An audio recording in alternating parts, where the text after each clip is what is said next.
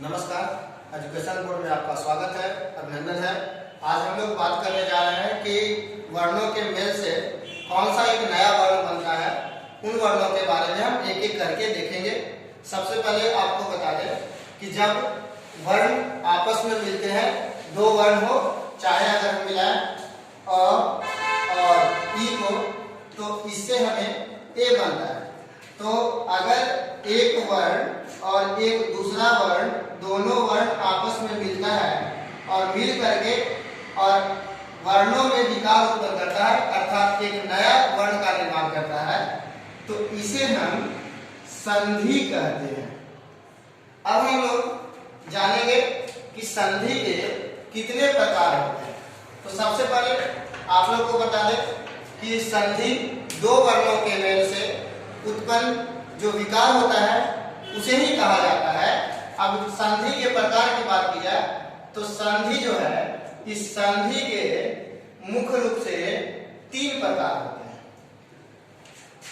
पहला होता है स्वर संधि, दूसरा होता है व्यंजन संधि और तीसरा होता है विसर्ग संधि। अब अगर हम बात करें स्वर संधि किसे कहेंगे, तो बोलेंगे कि इसमें क्या होता है, दो स्वरों के मेल से विकार उत्पन्न होता है। किसके मेल से विकार उत्पन्न होता है? दो स्वरों के मेल से यदि विकार उत्पन्न होता है तो उसी विकार को हम स्वर संधि कहते हैं। व्यंजन संधि की बात करें तो इसमें दो व्यंजनों के मेल से विकार उत्पन्न होता है। व्यंजनों के मेल से विकार उत्पन्न होता है। अब बात करें, इसमें एक वर्ण में विकार जो होता है वो विकार विसर्ग के कारण उत्पन्न होता है। यदि विसर्ग के कारण विकार उत्पन्न होता है तो उसे हम विसर्ग संधि कहते हैं। आइए अब हम लोग जानेंगे कि व्यंजन स्वर संधि के कितने प्रकार होते हैं। तो स्वर संधि के मुख्य रूप से 5 प्रकार होते हैं। पहला जो होता है, पहला को बोला जाता है दीर्घ स्वर संधि, दूसरा को बोला जाता है, दूसरा होता है गुण स्वर संधि, तीसरा होता है वृद्धि स्वर संधि, चौथा होता है यम स्वर संधि और पांचवा जो होता है वो होता है अयादी स्वर संधि। बहुत सारे शिक्षक आपको अयादी को यन के पहले लिखेंगे और यन को अयादी के बाद में लिखेंगे, तो उससे कोई प्रॉब्लम नहीं है। अब हम लोग आते हैं, बात करते हैं दीर्घ के बारे में। तो एक नजर हम डालते हैं स्वर वर्ण के बारे में। तो स्वर वर्ण जो होता है, स्वर वर्ण के 3 प्रकार होते हैं। कितने प्रकार होंगे? 3 प्रकार होंगे। पहला जो होता है, पहला होता है आपको हर्ष स्वर, दूसरा होता है दीर्घ स्वर और तीसरा होता है आपको मिश्रित स्वर। ऐसे बहुत जगह पुस्तकों में आपको मिलेंगे कि हर्ष स्वर पहला प्रकार और दूसरा प्रकार जो होता है मिश्रित स्वर होता है। और फिर मिश्रित स्वर के 2 प्रकार होते हैं, एक दीर्घ स्वर और एक संयुक्त स्वर। बाकी ये होता है।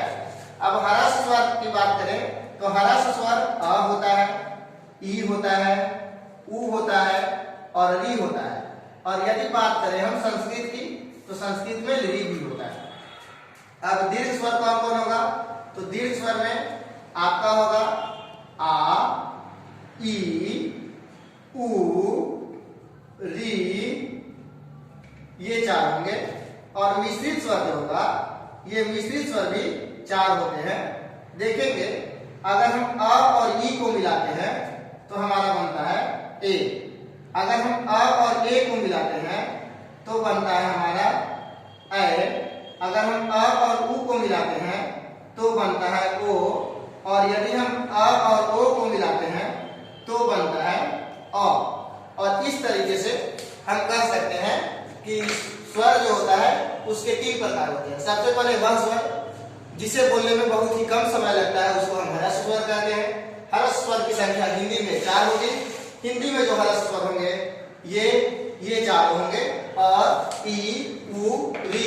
लेकिन अगर बात हम संस्कृत की करें तो संस्कृत में ह्रस्व स्वर की संख्या 5 होती है, अ, उ, आ, ई, उ, री। अब दीर्घ स्वर की बात करें तो दीर्घ स्वर 4 होते हैं।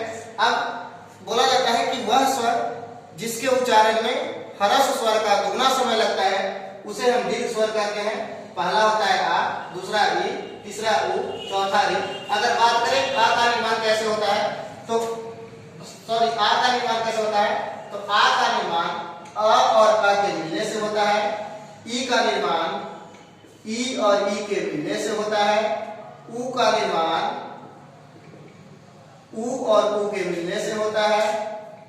और री का निर्माण री और री के मिलने से होता है। बहुत जगह आपको ये जो री है ये यहाँ पे और यहाँ पे दोनों जगह लगाया हुआ मिलेगा, तो ये भी सही है।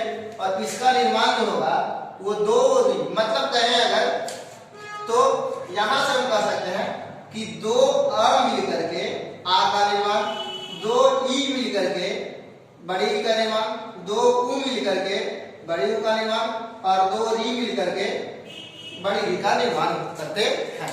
अब हम बात करते हैं इसी तरह से स्वर की जो संधि होती है वो स्वर संधि के 5 प्रकार होते हैं। पहला जो होता है वो दीर्घ स्वर संधि होता है, दूसरा गुण स्वर संधि होता है, तीसरा वृद्धि स्वर संधि होता है, चौथा यंग स्वर संधि होता है और पांचवा अयादी स्वर संधि होता है। बंद कर दिया सर। अब बात करते हैं, चालू कर दिया, दीर्घ स्वर संधि। तो दीर्घ स्वर संधि किसे कहेंगे तो बोला जाता है कि जब हम 2 समान स्वर को एक साथ मिलाते हैं या 2 समान स्वर जब एक साथ मिलता है तो वो मिलकर के दीर्घ हो जाता है। आइए हम देखते हैं, जैसे समान स्वर की बात करें अ और अ जब मिलेगा तो क्या हो जाएगा आ। अब देखते हैं ई और ई मिलेगा तो हो जाएगा ई। अब देखते हैं उ और उ मिलेगा तो हो जाएगा उ, और आगे री और री मिलेगा तो हो जाएगा आपका री। अब इसी का हम मात्रा देख लेते हैं। याद कीजिए जब हम लोग पहली और दूसरी कक्षा में पढ़ते थे तो हम लोगों को मात्रा सिखाया जाता था। तो मात्रा देखेंगे तो मात्रा जो होता है वो मात्रा आपका होता है अ का कोई मात्रा नहीं, अ का कोई मात्रा नहीं, लेकिन आ का मात्रा 1 पाई होता है। ई का मात्रा हर्षई ई का इधर से होता है, हर्षई ई का इधर से होता है और दीर्घई ई का मात्रा इधर से होता है। उ का मात्रा इस तरीके से होता है, उ का मात्रा इस तरीके से होता है और जो दीर्घई उ होता है उसका मात्रा इस तरीके से होता है।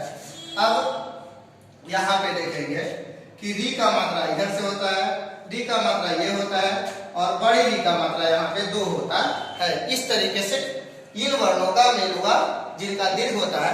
अब हम बात करते हैं जैसे कि, तो यहां से अ और आ के तो हम बोलते हैं धन, और धन में अगर हम जोड़ते हैं अर्थी तो ये बनता है। यहां से देखिए होता क्या है, सबसे पहले तो इसका हम वर्ण विच्छेद करेंगे, इसका न, तो हम इसको लिखेंगे धन, न में हलंत होगा और यहाँ पे अ होगा, यहाँ पे भी अ हो गया और अर्थी हो गया।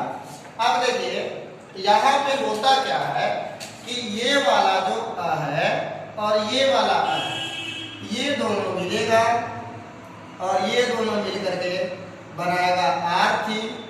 अब फिर क्या होगा कि ये सब मिल जाएगा एक में और मिलेगा तो मिल करके जो बनेगा वो बनेगा धनार ठीक, अब बात करते हैं आगे। गिरी एक शब्द है और इस शब्द में अगर हम इंद्र जोड़ते हैं तब देखिए क्या होगा। यहां से अगर इसको हम लिखेंगे तो इसकी जो मात्रा होगी वो गिर में ई कार की मात्रा होगी और यहां से भी इंद्र होगा।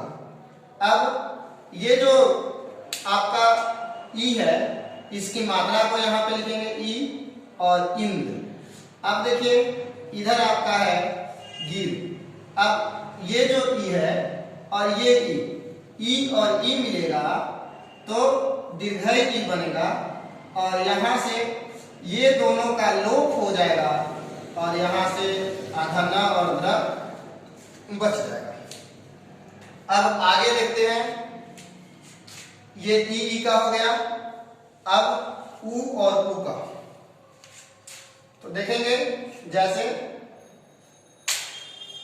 भानु जोड़ उदय, यहां लिखेंगे भान जोड़ उ जोड़ उदय।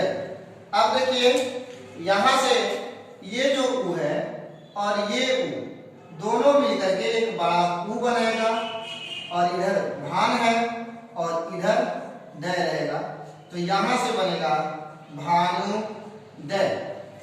अब हम बात करते हैं इसकी री और री की। री और री के मिलने से तो हम एक शब्द देखते हैं पितरी और इसमें हम रीनम को जोड़ते हैं। यहां से अगर हम देखते हैं तो पित जोड़ री होगा और यहां से रीनम होगा। अब ये जो री है और ये री मिल करके और एक बड़ी री बनाएगा, इधर से पित रहेगा और इधर से नम रहेगा। अब ये जब मिलेगा तो मिल करके हमारा बनेगा पितृ नम।